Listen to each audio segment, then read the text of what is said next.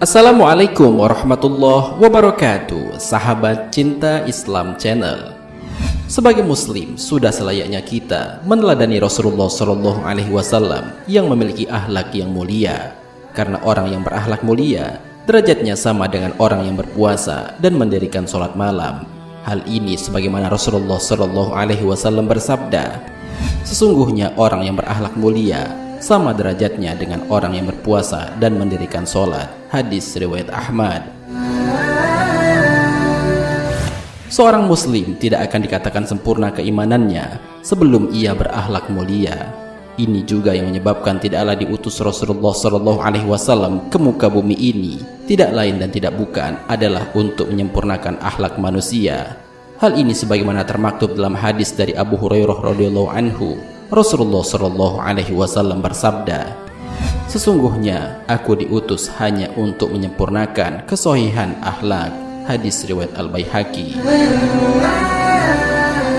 Sahabat cinta Islam Channel, tahukah kalian bahwa dalam sebuah riwayat Rasulullah Shallallahu Alaihi Wasallam menjelaskan kepada umatnya bahwa jika umatnya memiliki sifat-sifat yang mulia ini, maka haram baginya untuk disentuh oleh api neraka.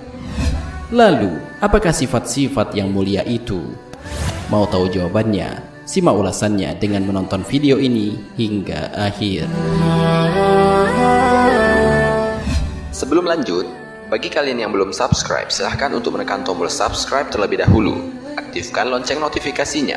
Bagikan video ini kepada teman-teman kalian agar semakin banyak orang yang mendapatkan manfaat dari channel ini. Sahabat cinta Islam Channel, umumnya seorang mukmin yang berakhlak mulia tidak memiliki sifat melaknat dan mencaci maki, tidak pula mengadu domba dan menceritakan kejelekan orang lain. Sebaliknya, seorang mukmin yang berakhlak mulia pasti memiliki sifat lemah lembut, santun, sabar dan suka mempermudah. Dalam suatu ketika, Rasulullah Shallallahu Alaihi Wasallam mengabarkan kepada para sahabatnya, maukah kalian aku tunjukkan orang yang diharamkan baginya untuk disentuh oleh api neraka? Sontak saja para sahabatnya menjawab, tentu saja wahai Rasulullah Shallallahu Alaihi Wasallam, dengan senang hati. Kemudian Nabi Shallallahu Alaihi Wasallam menjelaskan kepada para sahabatnya sifat-sifat itu. Tentang hal ini termaktub dalam sebuah hadis dari Abdullah bin Mas'ud radhiyallahu anhu. Ia berkata, telah bersabda Rasulullah Shallallahu Alaihi Wasallam, maukah kamu aku tunjukkan orang yang diharamkan neraka baginya? Para sahabat menjawab, tentu saja wahai Rasulullah. Beliau Shallallahu Alaihi Wasallam menjawab, haram tersentuh api neraka orang yang hayyin, layin, qorib, sahel. Hadis riwayat At-Tirmizi dan Ibnu Hibban, disahihkan oleh Al-Albani. Dalam hadis Rasulullah Shallallahu Alaihi Wasallam di atas disebutkan, orang yang haram disentuh oleh api neraka adalah orang yang memiliki 4 sifat berikut. Pertama, hayyin.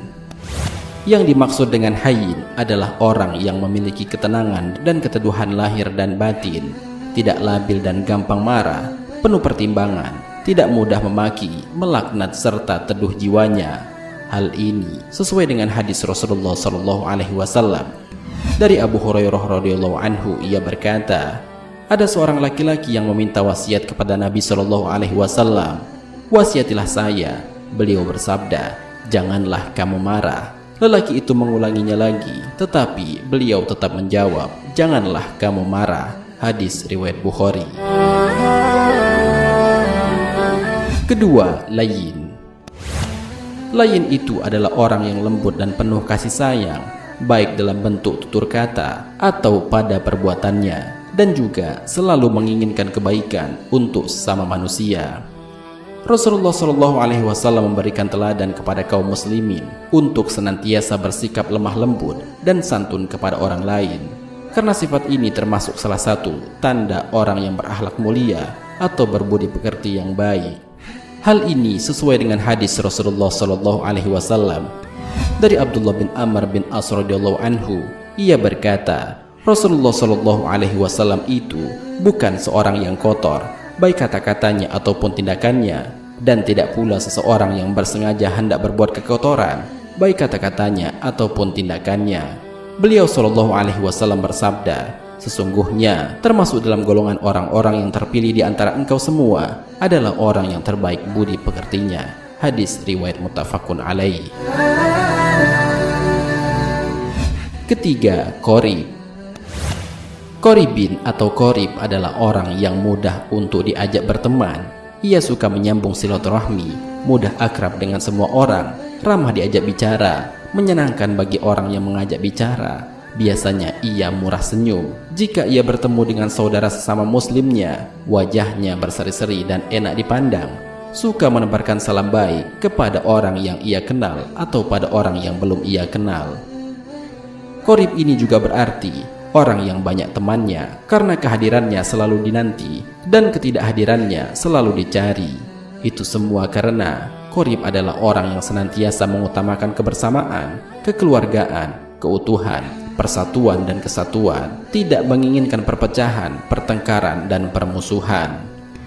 Dari Abu Dzar radhiyallahu anhu, ia berkata, Rasulullah shallallahu alaihi wasallam bersabda kepada saya, janganlah sekali-kali meremehkan perbuatan baik, walaupun menyambut saudaramu dengan muka ceria. Hadis riwayat Bukhari dan Muslim. Dari Abu Ayyub Al-Ansari bahwasanya ada seorang berkata kepada Nabi Shallallahu Alaihi Wasallam, wahai Rasulullah, beritahukanlah kepadaku tentang sesuatu yang bisa memasukkan aku ke dalam surga dan menjauhkanku dari neraka. Maka Nabi Shallallahu Alaihi Wasallam bersabda, sesungguhnya dia telah diberi taufik atau sesungguhnya telah diberi hidayah. Apa tadi yang engkau katakan? Lalu orang itu pun mengulangi perkataannya. Setelah itu Nabi Shallallahu Alaihi Wasallam bersabda, engkau beribadah kepada Allah dan tidak menyekutukannya dengan sesuatu apapun, menegakkan sholat, membayar zakat, dan engkau menyambung silaturahmi. Setelah orang itu pergi, Nabi Shallallahu Alaihi Wasallam bersabda, jika dia melakukan apa yang aku perintahkan tadi, pastilah dia masuk surga. Hadis riwayat Bukhari dan Muslim. Keempat, Sahal. Sahal adalah orang yang suka mempermudah urusan orang lain, tidak suka mempersulit sesuatu. Orang yang memiliki sifat ini selalu menawarkan solusi bagi setiap permasalahan, tidak suka berbelit-belit, tidak menyusahkan, dan membuat orang lain susah, lari, dan menghindar. Orang yang melekat sifat ini dalam dirinya, pastilah ia menjadi orang yang suka membantu urusan orang lain, meringankan beban orang lain.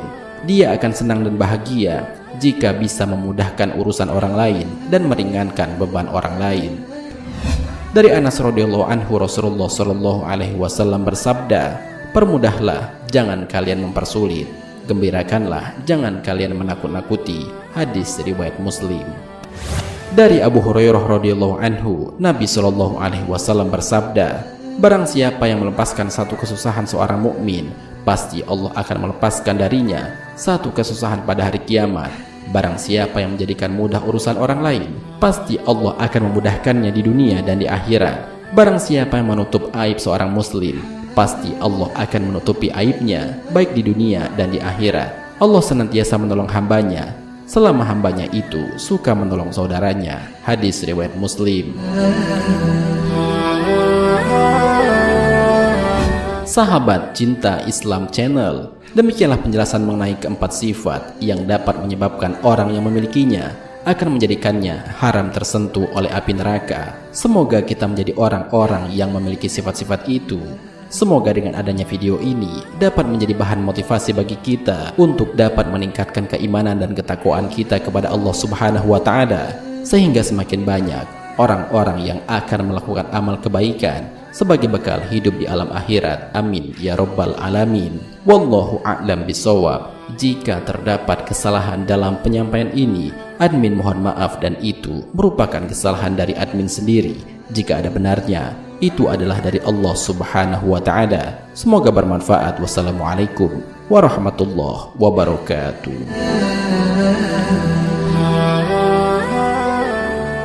شكرا يا ربي شكرا